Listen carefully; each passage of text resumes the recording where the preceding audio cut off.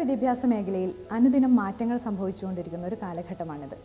നിരവധി വിദ്യാർത്ഥികളാണ് മെഡിക്കൽ പഠനത്തിനായി വിദേശ യൂണിവേഴ്സിറ്റികളെ ആശ്രയിച്ചുകൊണ്ടിരിക്കുന്നത്. ഈ മേഖലയിൽ കഴിഞ്ഞ 10 വർഷമായി പ്രവർത്തിച്ചുകൊണ്ടിരിക്കുന്ന സ്ഥാപനമാണ് Study Links International. Study Links ഇൻ്റർനാഷണലിൻ്റെ പ്രവർത്തനത്തെക്കുറിച്ച് നമ്മളോട് സംസാരിക്കാൻ ഇന്ന് നമ്മോടൊപ്പം ഉള്ളത് MD ഫാസിൽ യൂസഫും ചൈനയിൽ MBBS കോഴ്സ് പൂർത്തിയാക്കിയ ബുർഹാനുമാണ്. അവരോട് കൂടുതൽ കാര്യങ്ങൾ ചോദിച്ചറിയാം. എത്ര വർഷത്തോളമായിട്ട് എഡ്യൂക്കേഷണൽ കൺസൾട്ടൻ്റായിട്ട് വർക്ക് ചെയ്യുന്നുണ്ട് ഫാസിൽ യൂസഫ്? അതിനുള്ളൊരു പ്രചോദനം എന്തായിരുന്നു? ഏകദേശം 10 വർഷത്തോളമായിട്ട് എഡ്യൂക്കേഷൻ കൺസൾട്ടൻസി ഫീൽഡിലുണ്ട്. സ്റ്റഡി ലിങ്ക്സ് ഇൻ്റർനാഷണൽ എന്ന് പറയുന്ന ഒരു സ്ഥാപനം ഞാൻ നടത്തുന്നുണ്ട്. കോഴിക്കോടാണ് അതിൻ്റെ ഹെഡ് ഓഫീസ്. മാത്രമല്ല തൃശ്ശൂർ, മലപ്പുറം, കണ്ണൂർ ഇവിടെയെല്ലാം അതിൻ്റെ ബ്രാഞ്ചുകളുണ്ട്.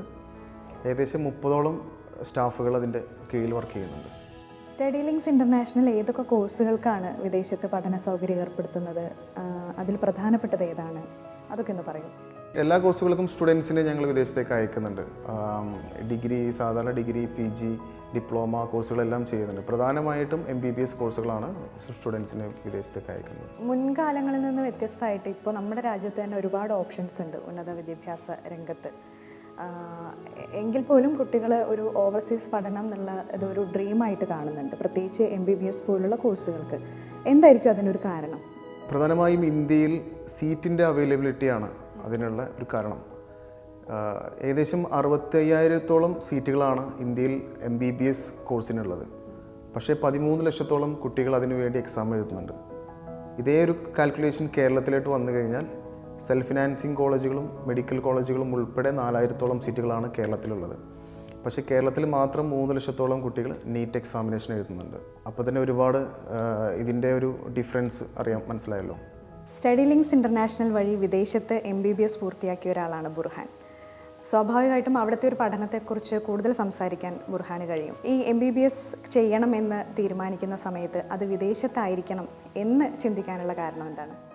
അങ്ങനെ ചോദിച്ചാൽ ഞാൻ ആദ്യം ഇവിടുത്തെ എൻട്രൻസ് ചെയ്ത് ഇവിടെയാണ് ആദ്യം ട്രൈ ചെയ്തത്. ഇവിടുത്തെ ഇന്ത്യയിൽ പ്രശ്നം എന്താ വെച്ചാൽ ഇവിടെ സീറ്റിൻ്റെ ലിമിറ്റ് ഒരു 2000 ബിലോണ് സീറ്റ് വരുന്നത്. അപ്പോൾ എൻ്റെ റാങ്ക് കുറച്ചും കൂടി ഒരു 4,000 6,000 ഞാൻ ഒരു വർഷം റിപ്പീറ്റ് ചെയ്തപ്പോൾ എനിക്ക് കിട്ടിയത്.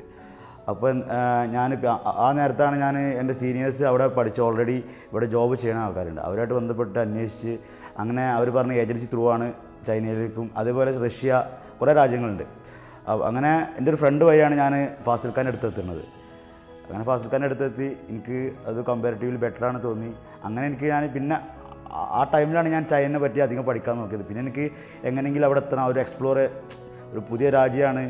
അപ്പോൾ ഞാനത് ഒന്ന് ശരിക്കും എൻജോയ് ചെയ്തിട്ടാണ് പോയത്. ഓക്കെ, ഏത് യൂണിവേഴ്സിറ്റി ആയിരുന്നു? China south east university. എങ്ങനെയായിരുന്നു അവിടുത്തെ ഒരു പഠനം, അതിൻ്റെ രീതികളൊക്കെ? നമ്മുടെ രാജ്യത്ത് നിന്ന് എങ്ങനെയാണ് വിദേശത്തുള്ളൊരു പഠനം വ്യത്യസ്തമാവുന്നത്? നമ്മുടെ രാജ്യത്ത് ഞാൻ പഠിച്ചില്ല, അപ്പോൾ അത്ര കമ്പയർ ചെയ്യാൻ പറ്റില്ല. പക്ഷെ എന്നാലും എൻ്റെ കുറേ ഫ്രണ്ട്സ് ഇവിടെ ഉണ്ട്, ഞാൻ അവരായിട്ട് സ്ഥിരം കോൺടാക്ട് ചെയ്യുന്നുണ്ട്. എന്നിട്ട് ഞാനൊരു കമ്പാരിസൺ ഞാൻ നടത്തുന്നുണ്ട്. അത് പ്രകാരം എനിക്ക് വെച്ചാൽ അവിടെ ഫസ്റ്റ് ഞങ്ങൾ എത്തിയപ്പോൾ ഞങ്ങളൊരു ഗ്രൂപ്പായിട്ടാണ് എത്തിയത്. ഫാസിൽ ഖാൻ്റെ ഗ്രൂപ്പ് വഴിയാണ് ഞങ്ങൾ എത്തിയത്. അപ്പോൾ ഞങ്ങൾ ആദ്യം പെട്ടെന്നൊന്ന് പതറിപ്പോയി, കാരണം ഒരു വേറെ രാജ്യം, ഫുഡ്, അങ്ങനത്തെ കുറേ കാര്യങ്ങളുണ്ടായിരുന്നു. പക്ഷേ ഇപ്പം ഒരു പ്രശ്നവുമില്ല, നല്ല ഹാപ്പിയാണ്. എന്തുകൊണ്ടും നല്ല ഹാപ്പിയാണ്. എത്രയും ബെറ്ററാണ്. ഒരു ഭാഗ്യം തന്നെ പറയാം. ഇവിടെ പഠിക്കാത്തതുമായിട്ട് ആദ്യം എനിക്ക് സങ്കടം ഉണ്ടായിരുന്നു, പക്ഷേ എനിക്കിപ്പോൾ ഒരു സങ്കടമില്ല. Perfectly all റൈറ്റാണ്. ഇപ്പോൾ ഞാൻ വന്നിരിക്കുന്നത് ട്രിവാൻഡ്രം മെഡിക്കൽ കൗൺസിലിൽ രജിസ്റ്റർ ചെയ്യാനാണ്. ഇവിടുത്തെ എല്ലാ ഡോക്ടേഴ്സും രജിസ്റ്റർ ചെയ്യണ TCMCയിൽ തന്നെയാണ് ഞങ്ങളിപ്പോൾ രജിസ്റ്റർ ചെയ്യാൻ വന്നത്. നല്ല ഹാപ്പിയാണ്. തികച്ചും വ്യത്യസ്തമായിട്ടുള്ളൊരു അന്തരീക്ഷം, ഫുഡാണെങ്കിലും ലാംഗ്വേജ് ആണെങ്കിലും കൾച്ചറാണെങ്കിലും വളരെ വ്യത്യസ്തമായിട്ടുള്ളൊരു അനുഭവമായിരിക്കും അവിടെ നിന്ന് ഉണ്ടായിട്ടുണ്ടാവുക. എങ്ങനെയാണ് അതിനൊക്കെ ഫേസ് ചെയ്തത്? എങ്ങനെയാണ് ആദ്യമേ അതിനൊരു പ്രിപ്പറേഷൻ നടത്തിയിരുന്നോ മാനസികമായിട്ട്? ഞങ്ങൾ ആദ്യം അവിടെ എത്തിയ ഫാസിൽ ഖാൻ്റെ കീഴിൽ ഞങ്ങൾ ഒരു ബസ്സിലൊന്ന് ഇറങ്ങി, ഷാങ്ഹായ് ടു നാൻജിങ് ബസ്സിലാണ്. അവിടെ എത്തി ഞങ്ങൾ ആദ്യം ആ ക്യാമ്പസ് എന്ന് പറയുന്നത് നാൻജിങ്ങാണ് സിറ്റി. നാൻജിങ്ങിൽ കുറച്ച് ഉള്ളിലാണ് ഫസ്റ്റ് ഇയർ ക്യാമ്പസ്. വലിയ ക്യാമ്പസാണ്. ഇവിടെ ഞാൻ ഇപ്പോൾ മണിപ്പാൽ യൂണിവേഴ്സിറ്റി കണ്ടിട്ടുണ്ട്, പക്ഷേ മണിപ്പാലിനേക്കാളും എത്രയോ ഏക്കർ കണക്ക് ഉള്ള സ്ഥലത്താണ് ആ യൂണിവേഴ്സിറ്റി കിടക്കുന്നത്. കുറച്ചൊരു കൺട്രി സൈഡ് അല്ല, നാൻജിങ്ങിൻ്റെ കുറച്ചൊരു ഉൾപ്രദേശത്താണ്. അവിടെ ആ യൂണിവേഴ്സിറ്റി തന്നെ ക്യാൻറ്റീന് ഉണ്ട്, മീൻസ് സൂപ്പർ മാർക്കറ്റ് ഉള്ളിലുണ്ട്. ഒരു 3 സൂപ്പർ മാർക്കറ്റ് 4 സ്ഥലത്തായിട്ട് ഉണ്ട്. പിന്നെ പുറത്ത് അങ്ങനെ നമുക്കൊരു ബൈക്കൊന്നുമില്ല, ബസ് വഴിയാണ് വേറെ മോളിലൊക്കെ പോവുക. അങ്ങനെ അങ്ങനെയാണ് ലൈഫ്. പിന്നെ ഞങ്ങളെ ഫുഡിനെ പറ്റി പറയുകയാണെന്നുണ്ടെങ്കിൽ ഫസ്റ്റ് ഇയർ ഞാൻ ആദ്യം കഴിച്ച ഒരു തരം ദോശ പോലത്തെ സംഭവമാണ്. എനിക്ക് ഇപ്പോൾ ഓർമ്മയുണ്ട്, അത് ഞാൻ കഴിച്ചിട്ട് ഛർദ്ദിച്ചിട്ടാണ്. പക്ഷേ ഇപ്പോൾ ഞാൻ ശരിക്ക് എനിക്ക് ഇപ്പോൾ ഞാനിപ്പോൾ നാട്ടിലെത്തി എനിക്ക് അവിടുത്തെ ഫുഡ് മിസ്സാവുന്നുണ്ട്. ശരിക്കും പറയാണ്, സത്യം പറയാണ്, ഫുഡ് മിസ്സാവണ ആ ഒരു രീതിയിൽ എത്തി മാറിയിട്ടുണ്ട്. അപ്പം ഞാൻ പറയാനുള്ളത് സ്റ്റുഡൻസിനോട് പറയാനുള്ളതെന്ന് വെച്ചാൽ അവിടുത്തെ ഫുഡിന് ഇഷ്ടപ്പെട്ട് വരണം. പിന്നെ ഹലാൽ ഫുഡ് ഉണ്ട് അവിടെ, ഹലാൽ റെസ്റ്റോറൻറ്റ്സ് ഉണ്ട്. അപ്പോൾ അത് കുറേ സ്റ്റുഡൻസിന് അതൊരു ഫാക്റ്റാണ്, ഹലാൽ നോക്കി പോകും, അത് നമുക്ക് കിട്ടാൻ അതുണ്ട്. പിന്നെ കൾച്ചർ എന്ന് പറഞ്ഞാൽ നാൻജിങ് എന്നത് വൺ ഓഫ് ദ ബ്യൂട്ടിഫുൾ സിറ്റിയാണ് ചൈനേൻ്റെ മുന്നത്തെ തലസ്ഥാനമായിരുന്നു ബീജിങ്ങിൻ്റെ മുന്നിൽ. അപ്പോൾ അവിടെ കുറേ ടൂറിസ്റ്റ് പ്ലേസ് ഉണ്ട്. ഞങ്ങൾ വെക്കേഷനൊക്കെ ആകുമ്പോൾ ഞങ്ങൾ പോവുന്നുണ്ട്, അവിടെ ടീമായിട്ട് പോകും. എക്സ്പെൻസ് കമ്പാരിറ്റീവ്ലി വേറെയുള്ള സിറ്റീനെ അപേക്ഷിച്ച് കുറച്ച് കൂടുതലാണ്, കാരണം വലിയ സിറ്റിയാണ്, കൂടുതലാണ്. അപ്പോൾ എന്നാലും ഇപ്പോൾ ഒരു എക്സാമ്പിൾ പറയുകയാണെന്നുണ്ടെങ്കിൽ ഇപ്പം മെട്രോ ഒക്കെ ആണെങ്കിൽ മിനിമം 2 യുവാനാണ്, 2 യുവാൻ 20 രൂപ ഇവിടുത്തെ.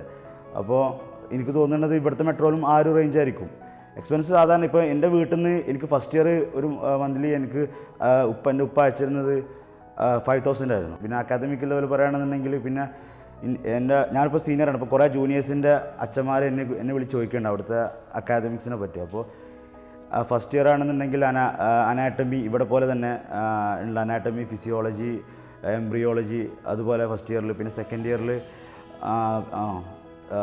ഇയറിലാണ് ഫിസിയോളജി വരുന്നത്. തേർഡ് ഇയറിൽ അനാറ്റമിൻ്റെ 2ാമത്തെ ഭാഗം, പിന്നെ ബയോകെമിസ്ട്രി, പാത്തോളജി. അങ്ങനെ ഞാൻ കേട്ടിരിക്കുന്നത് ഇവിടെയും അതേ സിസ്റ്റം തന്നെയാണ്. അതായത് up to third year basic subject finish ചെയ്യും, third year to 5th year clinical subject finish ചെയ്യും. അതുപോലെ തന്നെയാണ് ഞാനിവിടുത്തെ ഒരു ഡോക്ടറോട് ചോദിച്ചത്, അത് നല്ല സിലബസ് ആണെന്നാണ് കേട്ടത്. പിന്നെ അതിൻ്റെ ഒപ്പം വളരെ ഇമ്പോർട്ടൻ്റ് ആയിട്ടുള്ള കാര്യം ലാംഗ്വേജ്, അതൊരു നല്ല ഇമ്പോർട്ടൻ്റ് ആയിട്ടുള്ള ഫാക്ടറാണ്. കാരണം പല ആൾക്കാരും, ഇപ്പം എനിക്ക് ആ കാര്യത്തിൽ ഭയങ്കര കുറ്റബോധമുണ്ട്. ഞാൻ ലാംഗ്വേജ് അധികം പഠിച്ചില്ല. എനിക്ക് പഠിക്കാൻ ഞാൻ ആദ്യം വിചാരിച്ച് എന്തിനാ പഠിക്കണം, ഞാൻ ഇവിടെ നിൽക്കാൻ പോകുന്നില്ല, ഞാൻ ഇത് കഴിഞ്ഞിട്ട് നാട്ടിലാണല്ലോ എനിക്ക് എൻ്റെ ജോലി ചെയ്യണത്. പക്ഷേ ഇപ്പം നല്ല കുറ്റബോധമുണ്ട്, കാരണം അത് പഠിച്ചിരുന്നുണ്ടെങ്കിൽ കുറച്ചുകൂടി എക്സ്പ്ലോർ ചെയ്യാൻ പറ്റുന്നു. സ്റ്റഡി ലിങ്ക്സ് ഇൻ്റർനാഷണൽ ഈ മെഡിക്കൽ കോഴ്സിന് ഏതൊക്കെ രാജ്യങ്ങളിലേക്കാണ് കുട്ടികളെ അയക്കുന്നത്? പ്രധാനമായിട്ടും നമ്മളിപ്പോൾ സ്റ്റുഡൻസിനെ അയക്കുന്നത് ചൈന, അതുപോലെ തന്നെ റഷ്യ, യുക്രൈൻ, ജോർജിയ, ഫിലിപ്പൈൻസ് പോലുള്ള രാജ്യങ്ങളിലാണ് പ്രധാനമായിട്ടും സ്റ്റുഡൻസിനെ അയക്കുന്നത്. നിങ്ങളെ സമീപിക്കുന്ന ഒരു കുട്ടിക്ക് എങ്ങനെയാണ് ഇതിൻ്റെ കാര്യങ്ങൾ പറഞ്ഞു കൊടുക്കുന്നത്? ഒരു കൗൺസിലിംഗ് രീതിയിലാണോ ചെയ്യുന്നത്? ചില കുട്ടികൾ നമ്മളെ സമീപിക്കുന്ന സമയത്ത് അവർക്ക് വ്യക്തമായിട്ടുള്ളൊരു ഐഡിയ ഉണ്ടാവും. അവരുടെ റിലേറ്റീവ്സോ അല്ലെങ്കിൽ ഫ്രണ്ട്സോ ആരെങ്കിലും വിദേശത്ത് പഠിക്കുന്നുണ്ടാവും. അപ്പോൾ അവർ ഓപ്റ്റ് ചെയ്യും ഇന്ന രാജ്യം തന്നെ നമുക്ക് മതി എന്നുള്ള.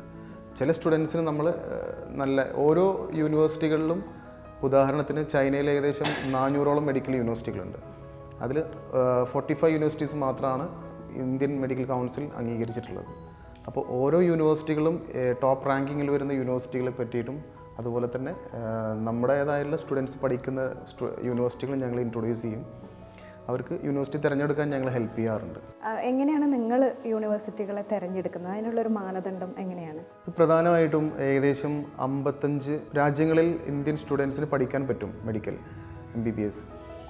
മെഡിക്കൽ കൗൺസിൽ ഓഫ് ഇന്ത്യ വ്യക്തമായിട്ട് അവരുടെ വെബ്സൈറ്റിൽ തന്നെ കൊടുത്തിട്ടുണ്ട് ഏതെല്ലാം രാജ്യങ്ങളിൽ ഏതെല്ലാം യൂണിവേഴ്സിറ്റികൾ ഇന്ത്യൻ സ്റ്റുഡൻസിന് പഠിക്കാൻ കഴിയുമെന്നുള്ളത്. അതാണ് പ്രധാനമായിട്ടും നോക്കാറുള്ളത്. പിന്നെ ക്ലൈമറ്റിക്കൽ കണ്ടീഷനും കൂടെ പരിഗണിക്കാറുണ്ട്. ബുർഹാൻ, മറ്റ് രാജ്യങ്ങളിൽ നിന്നൊക്കെ വരുന്ന ഒരുപാട് കുട്ടികളുണ്ടാവും യൂണിവേഴ്സിറ്റിയിൽ. എങ്ങനെയാണ് അവിടുത്തെ ഒരു തദ്ദേശീയരായിട്ടുള്ള ആളുകളുടെ അല്ലെങ്കിൽ മറ്റ് ആളുകളുടെയൊക്കെ ഒരു സമീപനം എങ്ങനെയാണ്? പ്രത്യേകിച്ചും ഇപ്പോൾ ഒരു പെൺകുട്ടികൾ കൂടുതലായിട്ടും ഇങ്ങനെ ഒരു കോഴ്സ് ചെയ്യാൻ അവിടെ യൂണിവേഴ്സിറ്റിയിൽ എത്തണം എന്ന് ആഗ്രഹിക്കുന്ന ആളുകളുണ്ടാവും. അപ്പോൾ അവർക്കൊക്കെ ഒരു സെക്യൂരിറ്റി എന്നുള്ള നിലയ്ക്ക് അവിടെയുള്ള കാര്യങ്ങൾ എങ്ങനെയൊക്കെയാണ്? അതിൽ പ്രധാനമായിട്ട് പറയേണ്ട കാര്യം, ഞങ്ങളെ യൂണിവേഴ്സിറ്റിയിൽ, എസ്പെഷ്യലി ഞങ്ങളെ യൂണിവേഴ്സിറ്റിയിൽ റാഗിങ് ഇല്ല. ഞങ്ങളെ യൂണിവേഴ്സിറ്റിയിൽ ഇപ്പോൾ ഞങ്ങളെ സീനിയേഴ്സ് എന്ന് പറയുന്നത് നല്ലൊരു കൊളാബറേഷനുള്ള പല രാജ്യങ്ങൾ, UK, അതേപോലെ തന്നെ Australia, Africa, Bahrain, Saudi, India, Pakistan കുറേ പേരുണ്ട്. അങ്ങനെ നല്ലൊരു കൊളാബറേഷൻ ഉള്ളതാണ്. അപ്പോൾ നല്ല ഹെൽപ്ഫുള്ളായിട്ടുള്ള സീനിയേഴ്സാണ്. എനിക്ക് ഒരു റോൾ മോഡലായിട്ടുള്ള കുറേ സീനിയേഴ്സാണ്. ഞാൻ അവരെ പാത്വേയിലാണ് ഇപ്പോഴും ഞാൻ പോയിക്കൊണ്ടിരിക്കുന്നത്. അവർ പറഞ്ഞ മെറ്റീരിയൽസാണ് ഞാൻ പഠിച്ചുകൊണ്ടിരിക്കുന്നത്. എനിക്ക് എന്താ പറയുക, നല്ല ഹെൽപ്ഫുള്ളായിട്ടുള്ള ഒരു സീനിയേഴ്സിൻ്റെ ഒരു തന്നെ ഞങ്ങൾക്ക് കിട്ടിയിട്ടുണ്ട്. അപ്പോൾ അതുപോലെ തന്നെയാണ് ഞങ്ങളുടെ യൂണിവേഴ്സിറ്റിയിലുള്ളത്. പിന്നെ ഗേൾസിൻ്റെ സെക്യൂരിറ്റീനെ പറ്റി പറയുകയാണെന്നുണ്ടെങ്കിൽ, ഗേൾസ് എൻ്റെ കുറേ ഫ്രണ്ട്സ് ഉണ്ട്. അവരൊക്കെ പറയണത് അവരൊക്കെ ഇപ്പോൾ രാത്രി ഏത് നേരത്തിന് അവരെ ഇഷ്ടം പോലെ ചൈനനെ പറ്റി പറയുകയാണെന്നുണ്ടെങ്കിൽ നല്ല ഫ്രീഡം ഉണ്ട് അവരിഷ്ടം പോലെ അവർക്ക് ജീവിക്കുക. അവരിപ്പോൾ എൻ്റെ ഒരു ഫ്രണ്ട് അവർ ബൈക്ക് എടുത്ത് രാത്രി പോകും. അപ്പോൾ ഞാൻ ചോദിക്കുക അപ്പോൾ അവരോട് എന്തിനാണ് ഈ നേരത്ത് പോകുന്നത്? അപ്പം ഇന്ത്യയിൽ എനിക്കിങ്ങനെ പറ്റില്ല. അപ്പോൾ അത് കാര്യം സെക്യൂരിറ്റി, പിന്നെ വാർഡൻ ഉണ്ട്, ഞങ്ങൾക്ക് ഡോമിലൊരു വാർഡൻ ഉണ്ട്, പിന്നെ മെയിൻ വാർഡൻ വേറൊരാളുണ്ട്. ഇവിടുത്തെ MBBS കോഴ്സിൻ്റെ ഒരു ഡ്യൂറേഷൻ എന്ന് പറയുന്നത് 6 വർഷമൊക്കെയാണ്. എങ്ങനെയാണ് അവിടെ കോഴ്സിൻ്റെ ഒരു ഡ്യൂറേഷനും പിന്നെ സിലബസൊക്കെ എങ്ങനെയാണ് വ്യത്യാസപ്പെട്ടിരിക്കുന്നത്? അവിടെ 6 വർഷം തന്നെയാണ് കോഴ്സ്. ഫസ്റ്റത്തെ 3 വർഷം വരെ ക്ലിനിക്കൽ സബ്ജക്ട്സ്, പിന്നെ clinical subjects up to pharmacology 3rd ഇയറിലാണ്. ഇവിടെയും ഓൾമോസ്റ്റ് അതേപോലെ തന്നെയാണ് ഞാൻ ഉള്ളത്. പിന്നെ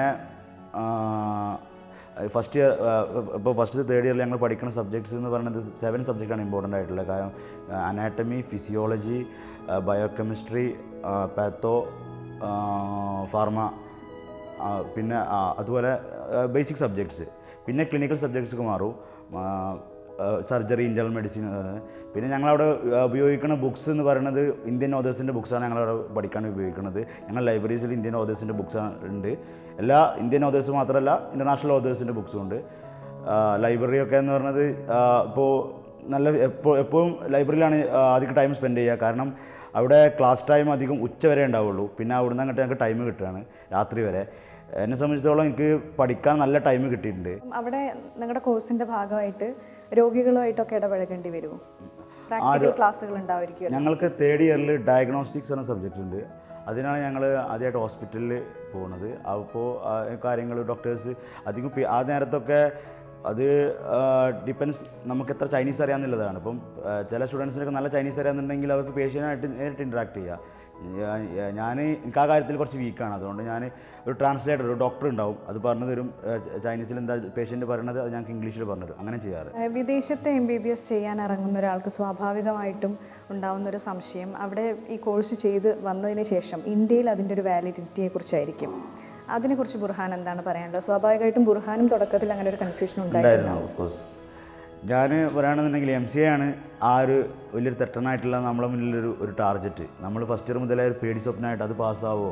പക്ഷേ താങ്ക് ഗോഡ് അത് വളരെ സ്മൂത്തായിട്ട് ആണ് പോയി. ഒരു ബുദ്ധിമുട്ടും അതിന് റിസ്ക് കൊടുത്തില്ല. കാരണം ഞാൻ ഫസ്റ്റ് ഇയർ മുതലേ അവിടുത്തെ സിലബസ് സബ്ജക്ട്സ് ആപ്റ്റു അങ്ങനെ ഫോളോ ചെയ്ത് വന്നിട്ടുണ്ട്. അവസാനം ഞാനിപ്പോൾ ഇൻറ്റേൺഷിപ്പ് ചെയ്തുകൊണ്ടിരിക്കുകയാണ് ഇപ്പോൾ അവിടെ 1 ഇയർ. അപ്പം അതിൻ്റെ ആ ഒരു ചെറിയൊരു ലീവ് എടുത്ത് 1 വീക്ക് ലീവ് എടുത്തായിട്ട് ഇവിടുന്ന് എക്സാം എഴുതി പാസ്സായി. അപ്പോൾ നമ്മൾ എക്സാം ടഫ്. ഫസ്റ്റൊക്കെ ഞാൻ കേട്ടിട്ടുണ്ട് 10%, 5% ഒക്കെ പാസിംഗ് റേറ്റ് ഉള്ളൂ എന്ന് MCA.